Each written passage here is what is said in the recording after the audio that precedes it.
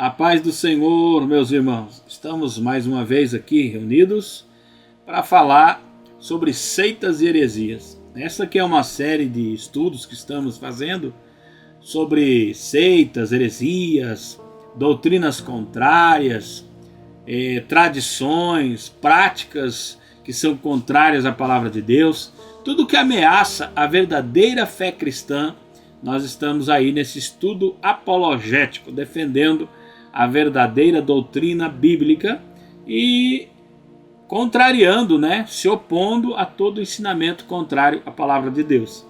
E hoje nós vamos falar sobre o espiritismo, que por mais incrível que possa parecer, eles afirmam ser uma religião cristã, mas de cristianismo mesmo tem muito pouco. Na verdade, nós não consideramos uma religião cristã, uma seita cristã ou coisa do tipo, porque seus ensinamentos são muito contrários à palavra de Deus. Hoje nós vamos abordar aqui a história do cristianismo, como começou, como continuou e a sua expansão no Brasil, e depois vamos estar falando sobre suas principais doutrinas, e também a refutação bíblica dessas doutrinas espíritas. Então vamos lá. Euséias 4:6 diz assim: o meu povo perece, o meu povo foi destruído, porque lhe faltou o conhecimento. Então o conhecimento ele é muito importante. Eu quero partir daqui para nós começarmos a falar sobre este assunto. O espiritismo não é uma prática recente. Desde os tempos mais antigos da humanidade, há registros de tentativas de comunicação com espíritos e consulta aos mortos. Hoje mesmo eu estava assistindo um documentário que fortalecia o argumento de que os egípcios já praticavam o espiritismo naquela época. Prova disso é que até mesmo os pertences das pessoas importantes que faleciam eram colocados em suas tumbas, porque eles acreditavam que essa pessoa ia reencarnar, ressurgir, e ia precisar daqueles itens dele, ali ele ia precisar daquilo que era dele. Então já é uma prática antiga, e tanto que nós vamos ver que Deus, ele fala lá em Deuteronômio 18, do versículo 9 a 12, quando entrares na terra que o Senhor teu Deus te der, não aprenderás a fazer conforme as abominações daquelas nações. Entre ti não se achará quem faça passar pelo fogo a seu filho ou a sua filha, nem adivinhador, nem prognosticador, nem agoureiro, nem feiticeiro, nem encantador, nem quem consulte um espírito adivinhador, nem mágico, nem quem consulte os mortos, pois todo aquele que faz tal coisa é abominação ao Senhor. Note aqui que o versículo diz: nem quem consulte aos mortos, nem quem consulte um espírito. Então, desde os tempos mais remotos, há essas práticas de consultar espírito, consultar mortos e assim por diante, mas Deus sempre foi contrário. O surgimento do espiritismo moderno, existem histórias mais antigas, família Knox e outras histórias, mas legalmente a doutrina espírita ela foi formulada pelo homem chamado Hippolyte Léon Denis Rivail, na França, que adotou o pseudônimo, Allan Kardec. Ele passou a ser chamado de Allan Kardec. Foi ele que nasceu em 1804 e foi ele quem organizou e sistematizou a doutrina espírita. Ele sim é quem foi o organizador. Ele escreveu muitos livros. Eu coloquei aqui suas 5 principais obras, que é o Livro dos Espíritos, em 1857, o Livro dos Médiuns, 1861, o Evangelho segundo o Espiritismo, 1864, O Céu e o Inferno, 1865, A Gênese, 1868. Esses livros são as suas obras principais. Ele também fundou a revista espírita, né, que introduziu a doutrina da reencarnação. No Brasil, o espiritismo chegou por volta de 1860, trazido por imigrantes e intelectuais franceses, rapidamente após as publicações de Kardec. Então observe que chegou no Brasil em 1860, já tem 100 e poucos anos, né? Já tem 160 anos já de existência, mais de 160 anos aqui no Brasil. E a Federação Espírita Brasileira foi fundada em 1º de janeiro de 1884. E essa aí ela teve uma grande participação na difusão do espiritismo no Brasil. E ela publicou aí a Revista Espírita, e essa revista foi muito divulgada. No século XX, o movimento se popularizou muito mais, especialmente com médiuns como Chico Xavier, que é o Francisco Cândido Xavier, que psicografou centenas de obras, ampliando a visibilidade e o alcance social do movimento através de doações, trabalho de caridade, hospitais e asilos. Então, o Chico Xavier ele foi responsável por uma grande expansão no Brasil. Ela cresceu muito no Chico Xavier. Porém, em 2010, já eles estavam com 3,18 milhões, né? Estavam com mais de 2% da população brasileira. Mas no censo de 2022 caiu para 3,8 milhões. O que representa uma caída no número, mas ainda dá quase 2% da população brasileira.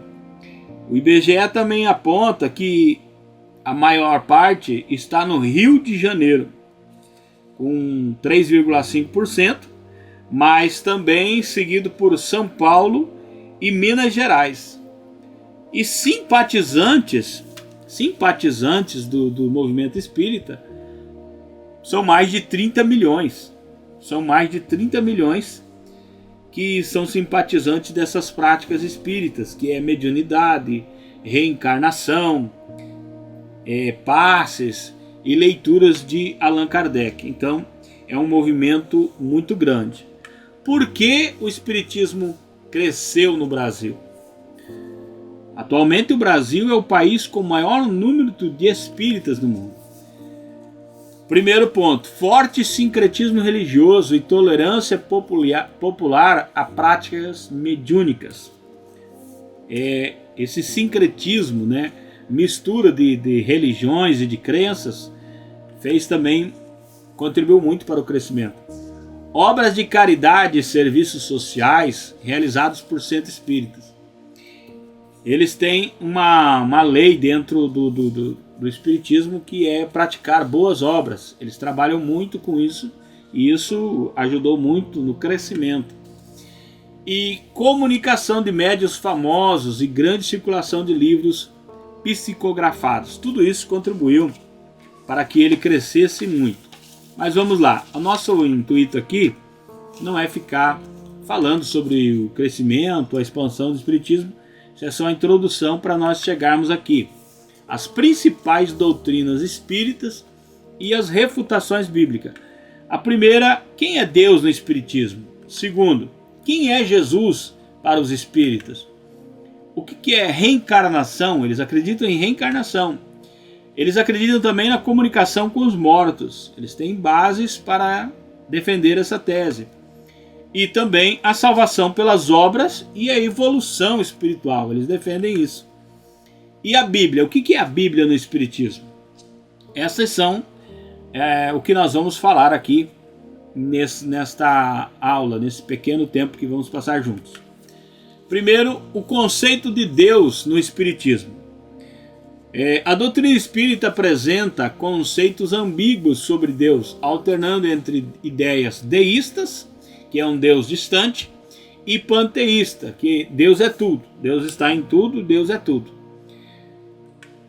Allan Kardec, no livro dos Médiuns, ele diz assim: Deus é eterno, infinito, imutável, imaterial, único, todo-poderoso, soberanamente justo e bom, né?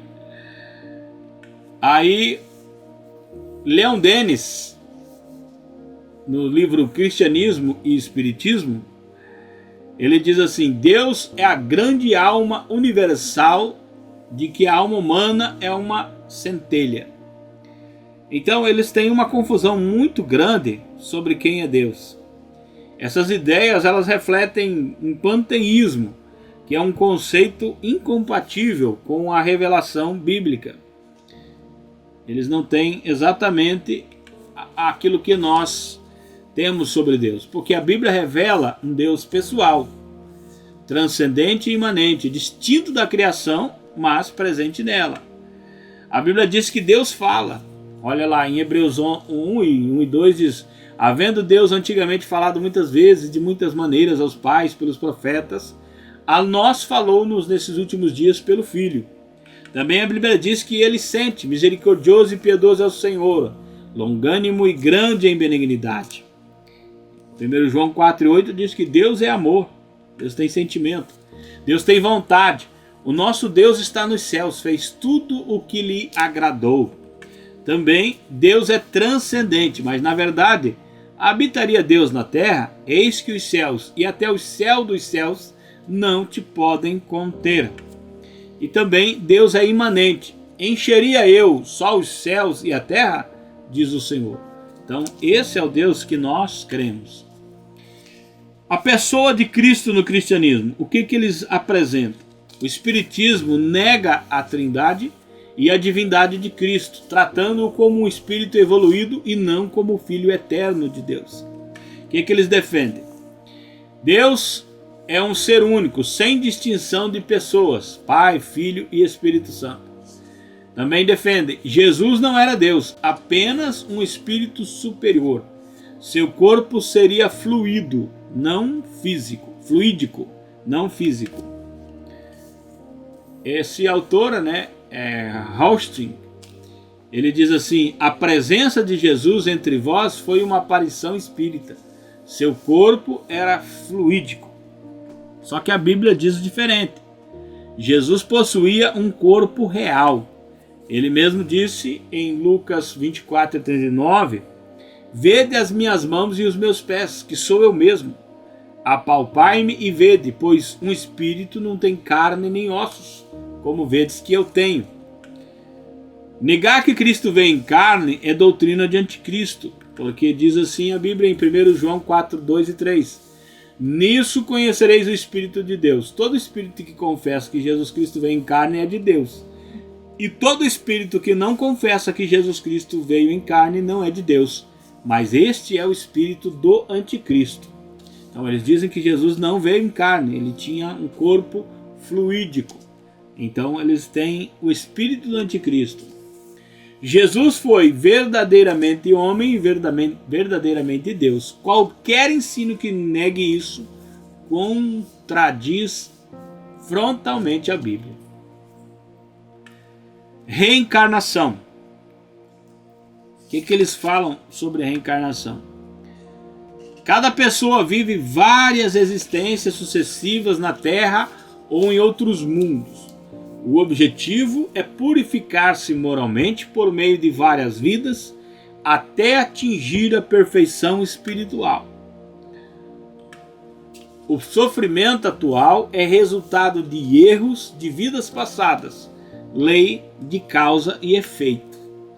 Isso está muito claro no livro de Allan Kardec, lá na página 166 até a 222, o livro dos Espíritos. É isso que eles ensinam sobre reencarnar. A pessoa vai reencarnar sucessivas vezes na Terra ou até em outros mundos, para que se purifique moralmente. Isso já é, como nós falamos sobre sincretismo, isso vem lá de religiões hindus também, budismo, outras religiões que pregam reencarnação, eles estão nisso. Porém, a Bíblia diz que a morte é um evento único e definitivo. E como aos homens está ordenado morrerem uma vez, vindo depois disso o juízo, observe que morrerem uma vez e depois disso vem o juízo. A Bíblia não fala sobre várias reencarnações. A Bíblia diz que o homem está destinado a morrer uma vez. É uma ordem, é o que vai acontecer. Morre uma vez, depois disso vem o juízo, não tem reencarnação. A salvação vem pela graça, não por mérito ou evolução moral.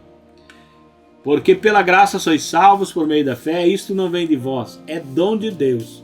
Não vem das obras para que ninguém se glorie. Então não é por aquilo que eu vou fazendo que eu vou me evoluindo e vou me tornando melhor até se tornar um espírito perfeito. Isso não existe.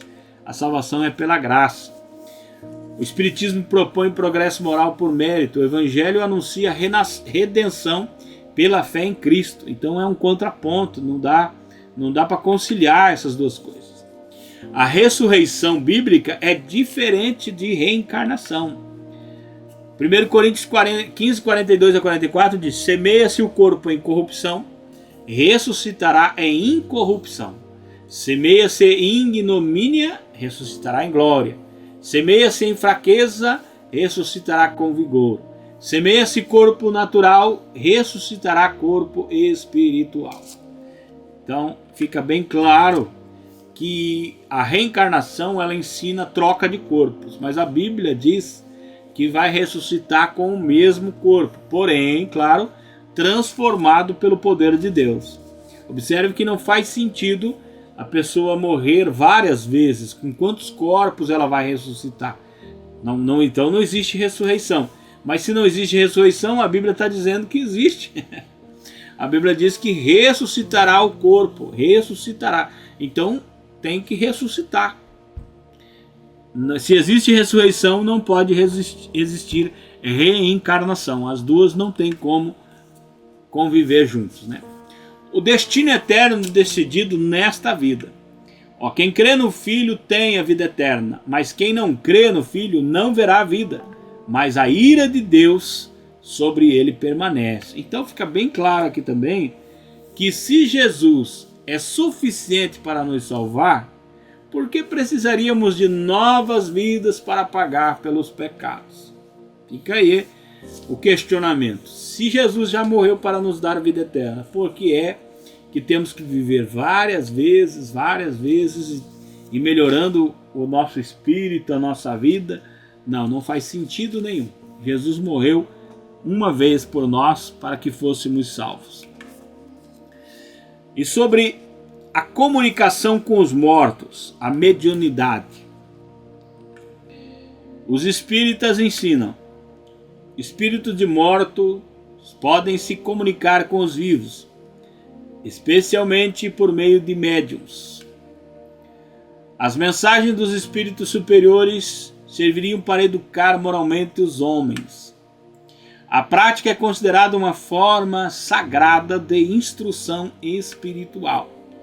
Os médiuns servem como instrumentos para os espíritos se comunicarem. Este é o ensinamento. Os mortos podem se comunicar com os vivos. Como que eles vão se comunicar com os vivos? Através dos médiuns.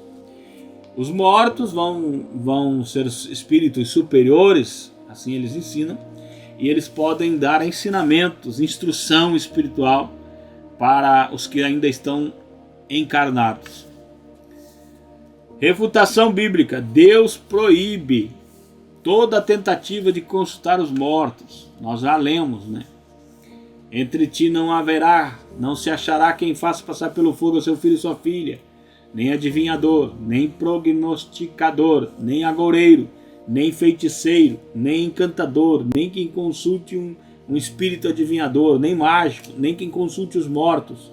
pois todo aquele que faz tal coisa é abominação ao Senhor.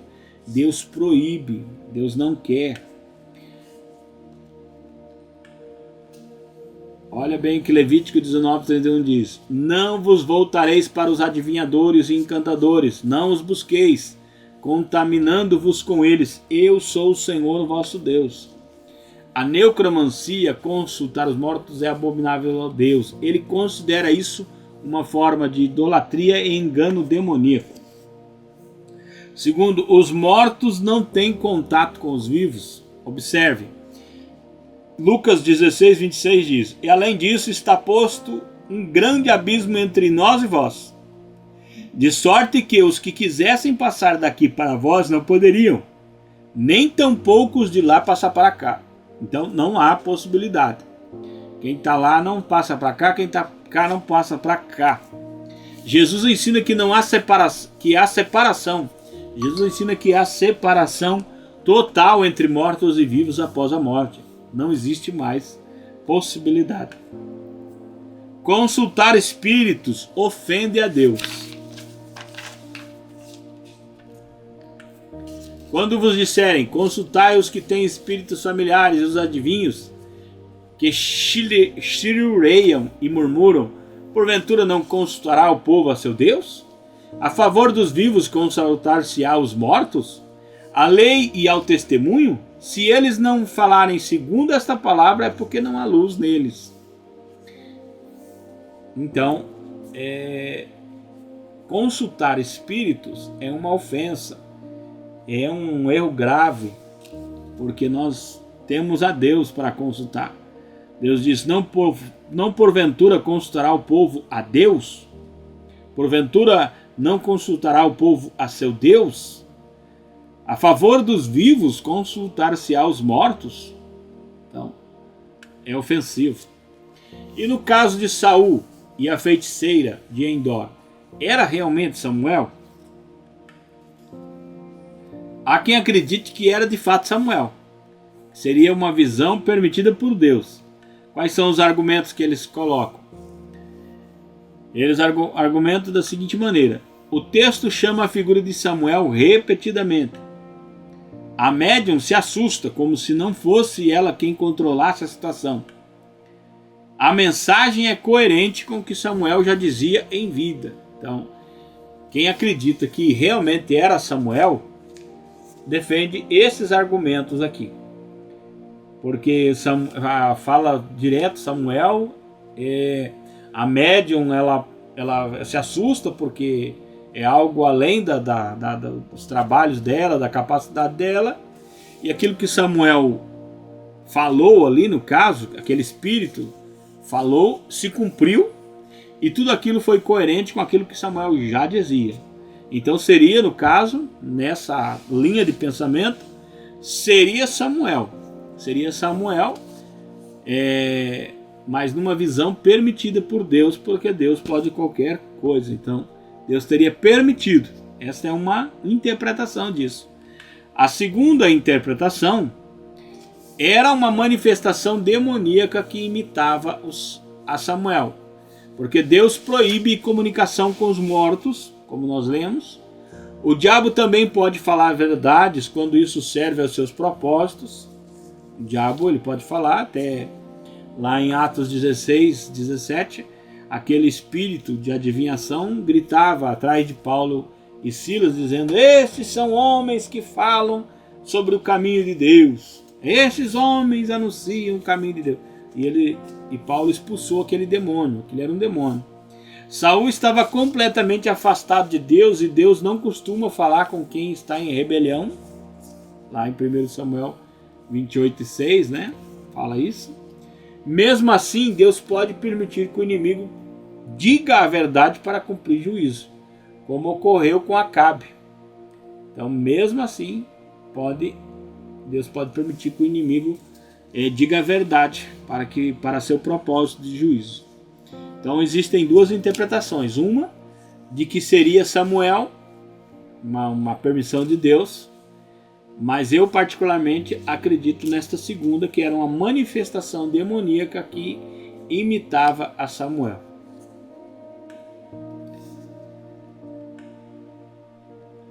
Qual que é a lição principal desta passagem? Quem rejeita ouvir a Deus na luz, acaba ouvindo o engano na escuridão. Saul só procurou a médium porque Deus não respondia mais. A proibição da necromancia é séria e Saul a quebrou. E esse ato foi a sua ruína final. Aqui daí se perdeu completamente. O juízo final de Saul já estava decretado. A cena de Endor apenas torna público e definitivo o que Deus já havia estabelecido. Então, isso aqui já estava determinado. Outra refutação bíblica. Jesus possui as chaves da morte e do inferno. Está escrito, Apocalipse 1:18. Eis que vivo, eu que vivo e fui morto, mas eis que estou com as chaves da morte e do inferno. Apocalipse 1:18. Somente Cristo tem poder sobre os mortos e nenhum ser humano pode se comunicar com eles.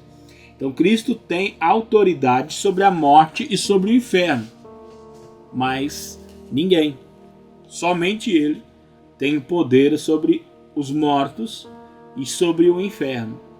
Então dizer que uma pessoa pode invocar um morto é usurpar a autoridade de Cristo. Seria um pecado terrível. E a salvação pelas obras. Eles defendem que a pessoa é salvo pelas obras. Quem possui a graça adquiriu pelos próprios esforços em sucessivas existências. Está escrito no Evangelho segundo o Espiritismo, lá na introdução. A alma progride gradualmente, tornando-se cada vez mais pura. Está escrito. O homem se aperfeiçoa através de reencarnação e boas obras, alcançando salvação por mérito próprio. Está escrito no Livro dos Espíritos.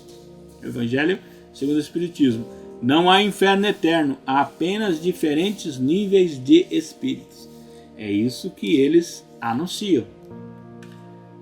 O mal é apenas um estágio temporário da evolução moral. São os ensinamentos dos espíritas. Porém, a Bíblia diz que todos pecaram e precisam da graça. Lá em Romanos 3, 23 e 24. Todos pecaram, destituídos estão da glória de Deus, sendo justificados gratuitamente pela sua graça, pela redenção que há em Cristo Jesus. A salvação não é evolução, é novo nascimento. Respondeu Jesus e disse-lhes: na verdade te digo que aquele que não nascer de novo não pode ver o reino de Deus. João 3:3. Jesus fala de novo nascimento espiritual, não de reencarnações sucessivas. Então fica claro que não é evolução, é novo nascimento. A salvação é pela graça mediante a fé, não por obras. Olha, a Bíblia diz, isso é dom de Deus, não vem pelas obras, para que ninguém se glorie. As boas obras não salvam, são resultado da salvação. Há juízo e separação eterna.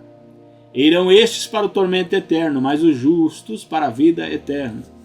Observe que esse texto está bem exatamente em um texto que os espíritas gostam de usar para falar sobre obras. Mateus 25. Mas aqui fala sobre um tormento eterno. Então quer dizer que não é evolução de espírito, e sim tormento eterno. Cai para tormento eterno e não evolução. A Bíblia ensina dois destinos eternos, vida ou perdição. Não há caminho de reeducação pós-morte. Ou está salvo ou está perdido. O que é a Bíblia no Espiritismo? O Espiritismo nega a inspiração divina da Bíblia, tratando-a como uma coleção de lendas e ensinos humanos.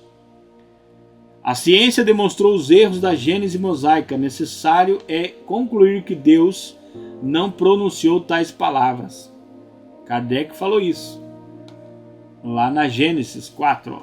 A ciência demonstrou os erros da Gênese mosaica. Necessário é concluir que Deus não pronunciou tais palavras. Eles contrariam a Bíblia aqui.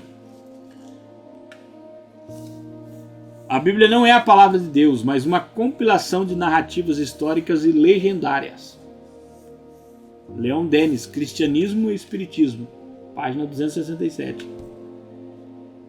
O Espiritismo não é um ramo do cristianismo. Nossa base é o ensino dos Espíritos, a margem do cristianismo, página 126. Então são escritores espíritas que tratam a Bíblia dessa forma, mas mesmo assim eles se utilizam da Bíblia para seus fins, usam versículos bíblicos e textos bíblicos para defender suas ideias, para apoiar suas ideias, e afirmam ser uma entidade cristã para seus interesses. Então o que serve para eles, eles usam, e aquilo que não serve, eles descartam. Eles fazem o que bem entendem. Refutação bíblica. Toda a escritura é inspirada por Deus. É divinamente inspirada e proveitosa para ensinar, para redarguir, para corrigir, para instruir em justiça. Porque a profecia nunca foi produzida por vontade de homem algum, mas os homens santos de Deus falaram pelo Espírito Santo, inspirados pelo Espírito Santo. A palavra de Deus permanece para sempre, a erva murcha e a flor cai, mas a palavra de nosso Deus subsiste eternamente. O céu e a terra passarão, mas as minhas palavras não hão de passar. Então a palavra de Deus, ela permanece para sempre.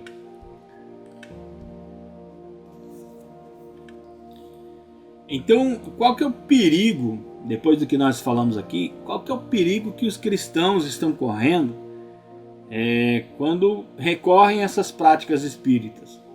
A primeira dela, a Bíblia diz em 1 Timóteo 4:1, o Espírito expressamente diz que nos últimos tempos apostatarão alguns da fé, dando ouvidos a espíritos enganadores e a doutrinas de demônios. Está claramente dizendo que vão dar ouvidos a espíritos e doutrinas de demônios.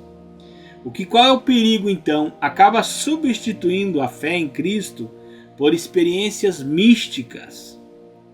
O Espiritismo ele oferece provas, experiências e coisas que as pessoas podem tocar, podem ouvir, podem sentir, e com isso elas abandonam a fé. E eu digo para vocês que alguns cristãos, algumas pessoas que estavam na igreja, procuraram um centro espírita, tiveram algumas experiências e acabaram abandonando Jesus, abandonando a fé cristã para se apegar a esse tipo de coisa.